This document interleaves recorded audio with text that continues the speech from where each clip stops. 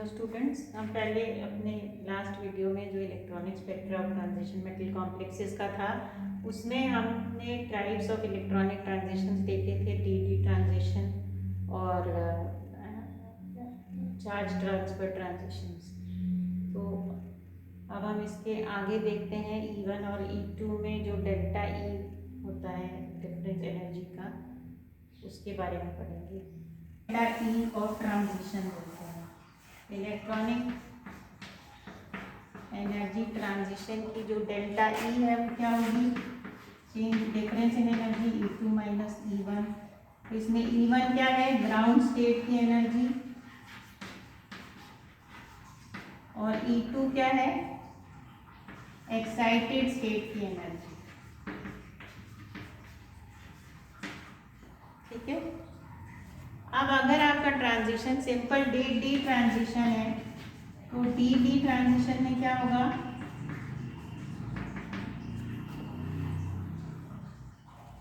ये जो delta E है ये किसके बराबर होगा? एच न्यू के बराबर है। आप जानते हैं एच न्यू क्या होगा? एच सी अपॉन लैम्डा, या इसको एच सी न्यू बार भी हम लिख सकते हैं। ठीक है। तो delta E is the energy difference between the two energy levels जिसमें ट्रांजिशन हो रहा है। एच न्यू यहाँ पे फ्रीक्वेंसी है, सी वेलोसिटी ऑफ लाइट है, और लैम्डा वेवलेंथ है उस रीजन की लाइट की। ठीक है। और ये इसका वेव नंबर है। फ्रीक्वेंसी को इन्वर्स हम कर देते हैं तो वेव नंबर आ जाता है। ठीक है। वेवलेंथ को इन्वर्स कर देते हैं, सॉरी।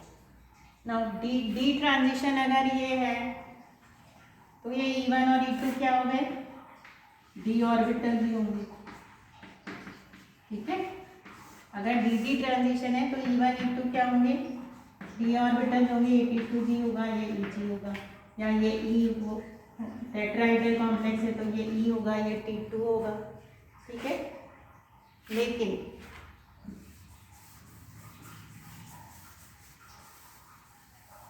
अगर हमारे मॉलिक्यूल में ऐसा कोई ट्रांजिशन मेटल कॉम्प्लेक्स में ऐसा कोई मॉलिक्यूल है जिसमें ओवरलैपिंग होकर मॉलिक्यूलर ऑर्बिटल्स बन रही हैं तो E1 और E2 क्या हो जाएगा? Bonding molecular orbitals. जैसे सिग्मा मॉलिक्यूलर ऑर्बिटल, जो फील्ड बॉन्डिंग मॉलिक्यूलर ऑर्बिटल हैं वो तो होंगी E1 तो ये हो गया field bonding molecular orbital sigma और पाई, या फिर नॉन बॉन्डिंग ऑर्बिटल मतलब जिसमें लोन पेयर होता है वो ऑर्बिटल, उसको हम N भी बोलते हैं। ठीक है। तो E1 अगर मॉलिक्यूल आपका ऐसा है जिसमें ओवरलैपिंग से मॉलिक्यूलर ऑर्बिटल्स बन रही हैं तो बॉन्डिंग मॉलिक्यूलर ऑर्बिटल्स जो होंगी वो E1 होंगी, या नॉन बॉन्डिंग ऑर्बिटल E1 होगी, और E2 होंगी एंटी बॉन्डिंग ऑर्बिटल्स।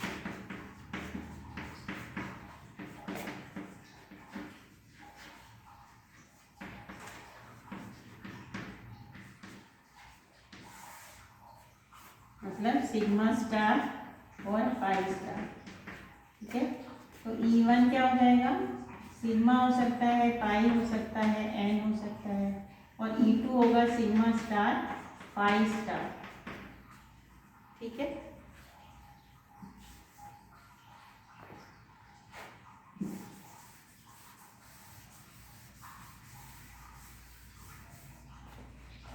तो सिग्मा पाई इन सब की एनर्जी हमको पता है। सबसे ज़्यादा एनर्जी, सबसे कम एनर्जी होती है सिग्मा की, फिर पाई की, फिर N की, फिर पाई स्टार की, फिर सिग्मा स्टार। ठीक है। तो हाईएस्ट एनर्जी डिफरेंस किसका है? सिग्मा और सिग्मा स्टार का। तो सिग्मा से सिग्मा स्टार में अगर इलेक्ट्रॉन का ट्रांजिशन होगा तो मैक्सिमम एनर्जी आपको चाहिए, लेकिन सिग्मा बॉन्डिंग मॉलिक्यूलर ऑर्बिटल से ट्रांजिशन बहुत रेयर होता है, पॉसिबल नहीं होता है, क्योंकि उसके लिए सिग्मा बॉन्ड तोड़ना पड़ेगा और मॉलिक्यूल डिकम्पोज हो जाता है। लेकिन सिग्मा बॉन्ड स्ट्रॉन्ग होता है इसलिए आसानी से टूटता नहीं है, इसलिए ये ट्रांजिशन बहुत कम होते हैं। तो मोस्टली जो ट्रांजिशन होते हैं वो कौन से होते हैं? पाई पाई स्टार और N पाई स्टार ठीक है, या n सिग्मा स्टार। अब इसमें से अगर n पाई स्टार है और पाई पाई स्टार है, ये दोनों ट्रांजिशन सबसे अधिक होते हैं। और किस में होते हैं?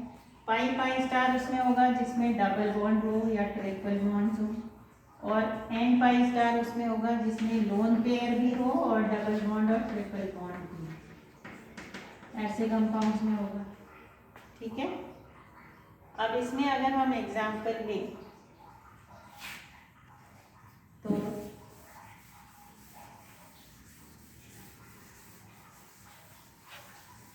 जैसे मान लीजिए हम कोई कॉम्प्लेक्स है जिसमें कार्बोनिक है या NO2 ग्रुप है। ठीक है, कॉम्प्लेक्स आयरन कार्बोनिल के साथ बनाता है या कोबाल्ट का नाइट्राइड के साथ कॉम्प्लेक्स है, तो इसमें पाई बॉन्ड्स आ गए। ठीक है, तो क्या होगा, जैसे कार्बोनिल का अगर हम लें तो कार्बोनिल में हम पाई बॉन्ड को देखते हैं, तो कार्बन की px ऑर्बिटल में एक इलेक्ट्रॉन है और ऑक्सीजन की px में एक इलेक्ट्रॉन है और ऑक्सीजन के पास एक लोन पेयर भी है, वो py में। ठीक है, तो अब इसमें अगर बॉन्डिंग और एंटी बॉन्डिंग हम बनाएं, हम खाली पाई बॉन्ड की बात कर रहे हैं यहाँ पे, तो ये दोनों यहाँ पर आ गए तो पाई बॉन्ड बन गया और ये पाई स्टार ऑर्बिटल हो गई और ये पाई ऑर्बिटल हो गई। ठीक है, अब ये वाली जो बॉन्ड है जिसमें लोन पेयर है, ये क्या होती है? Non bonding. तो इसको हम n इलेक्ट्रॉन बोलते हैं। तो ये n एनर्जी लेवल ये हो गई जो एटॉमिक, इसकी जो एनर्जी है वो एटॉमिक ऑर्बिटल्स के बराबर होती है। तो ट्रांजिशन पाई से पाई स्टार में इलेक्ट्रॉन जा सकता है और n से पाई स्टार में भी जा सकता है। ठीक है, तो लेकिन इसमें जो n पाई स्टार ट्रांजिशन है, जो इलेक्ट्रॉनिक ट्रांजिशन है, उसकी दो कैरेक्टरिस्टिक्स, दो मेन चीजें होती हैं। इलेक्ट्रॉनिक ट्रांजिशन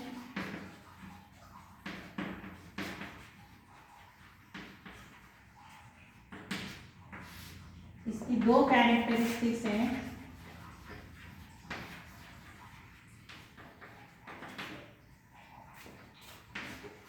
एक इसकी है पोजीशन।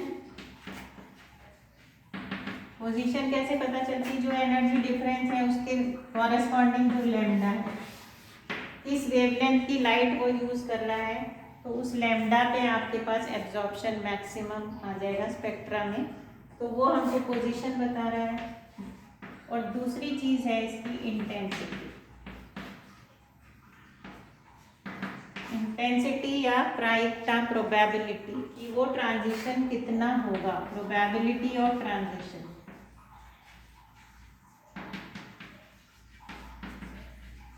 कितने प्रतिशत चांस है उसको होने का, वो उसकी इंटेंसिटी बताती है। तीव्रता उतनी, कितना ये ट्रांजिशन पॉसिबल है। तो अगर हम n पाई स्टार और पाई पाई स्टार दोनों की बात करें कार्बोनिल के लिए, इसके लिए है CO ग्रुप के लिए। ठीक है, CO ग्रुप में पाई पाई स्टार और n पाई स्टार ट्रांजिशन की अगर हम बात करें, तो प्रोबेबिलिटी ऑफ ट्रांजिशन जो है वो बताती है हमको तीव्रता या प्रोबेबिलिटी से हमको पता चलता है कि वो कितना हो सकता है। अगर वो ट्रांजिशन बहुत कम होता है तो उसको हम बोलते हैं फॉरबिडन या वर्जित संक्रमण, फॉरबिडन ट्रांजिशन या वर्जित संक्रमण। ठीक है, और अगर वो बहुत ज्यादा चांस है उसके होने के तो हम उसको बोलते हैं अलाउड ट्रांजिशन।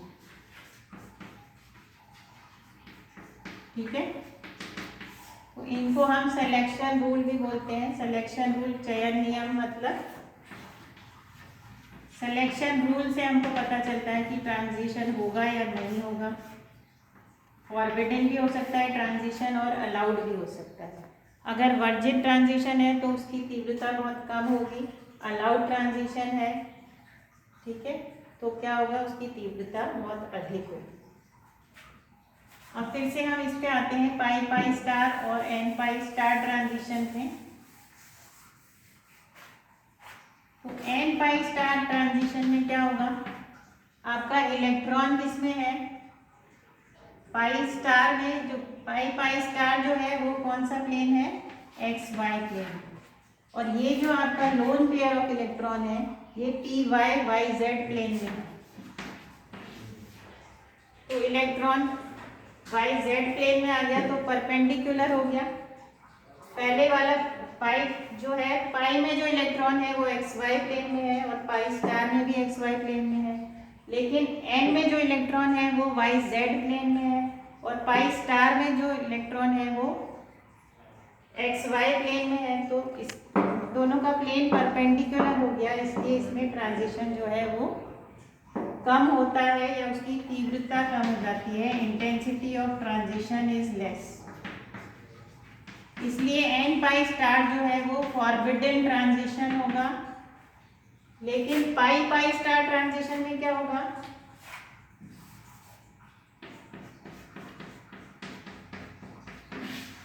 पाई पाई स्टार में पाई और पाई स्टार दोनों ऑर्बिटल सेम प्लेन में है, इसलिए ये इसकी इंटेंसिटी बहुत ज़्यादा होगी, हाईली इंटेंस ट्रांजिशन होगा और इसकी प्रोबेबिलिटी भी बहुत ज़्यादा होगी। इसलिए ये ट्रांजिशन ज़्यादा होता है पाई पाई स्टार, और एन पाई स्टार ट्रांजिशन जो है वो कम होता है।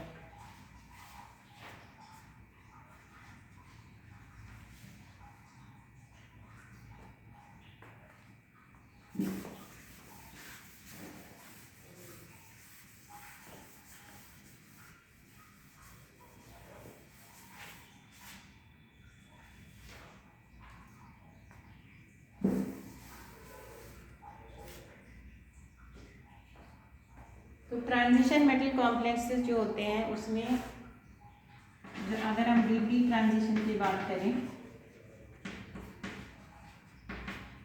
तो सेम मेटल और सेम लिगेंड, ठीक है, सेम मेटल और सेम लिगेंड का अगर हम कॉम्प्लेक्स लेते हैं तो क्या होगा,